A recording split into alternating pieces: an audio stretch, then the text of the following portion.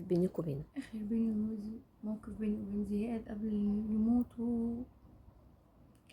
يعتبر بدقايق، يعني كلها دقايق، ساعة، اقل من ساعة. كنا واقفين تحت في المدخل مع عمه ومع والده، واقفين بيضحكوا ويهزروا، واقف جنب والده، فبيقول له انا اللي اطول ولا انت، وبيهزر مع والده وعمه وكده، وقعد يضحك ضحك. اول مره يعني اقول لك ان انا اشوفه بيضحك كده، كان بيضحك بطريقه غريبه. يلا يا زياد عشان نطلع نتسحر وننام. قال لا يا امي، انا هجيب حاجه ساقعه واخش اذاكر شويه وابقى اتسحر. خد مني عشان يجيب حاجه ساقعه، واحنا طلعنا اتسحرت انا ووالده واخواته، سبتهم قاعدين ودخلت نمت انا ووالده. قمنا بعدها مفيش ساعه، ما كملناش ساعه او ساعه ونص، ما كملناش. قمنا على الخبر بقى.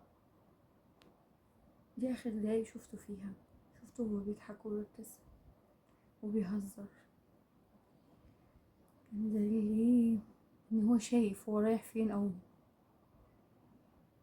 حاسس بنفسه. مش عارفه اوصفلك اللحظات الاخيره دي ان هو كان عامل ازاي. يعني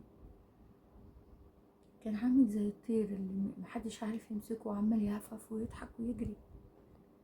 وانا اقول له انت بتضحك كده ليه، في ايه؟ يقول لي انت زعلانه ان انا بضحك؟ اقول له لا، بس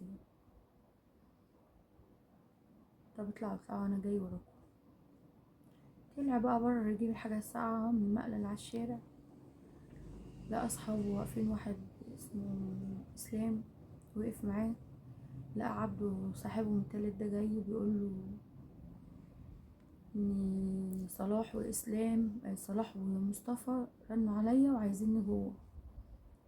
ليه؟ قال له عشان بيقولوا ان انا بكلم بنت قريبتهم، فهم انا خايف منهم من الغدر، انا خايف يغدروا بيا لان طالبيني جوه في الزراعه جوه في اخر الشارع الموبيليا.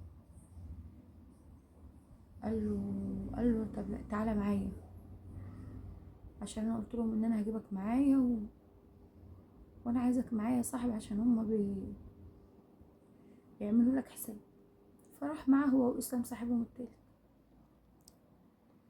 اول ما دخلوا جوه بشهادة ان هم الشهادة اللي شهدوا، احنا ما شفناش حاجة اللي هم قالوا. ان اول ما دخلوا شافوا زياد.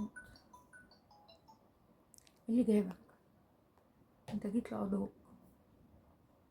قال لهم انا ليه؟ انا عملتلكوا ايه؟ انا جاي احل معاكم. قال له هتحل في إيه؟ احنا كده كده هنموته. تموتوه ليه؟ اي مشكلة في الدنيا ولها حل، هو الموت كده بالسهل؟ انت مالك؟ انت مالكش دعوة، طلع نفسك من الموضوع، يعني مش هتعرف ايه اللي هيجرالك. كل ده بشهادة الناس اللي قالوا وحكولي. هيحصل لي هتعمل ايه؟ حرام عليكم، عشان غلبان وملوش حد.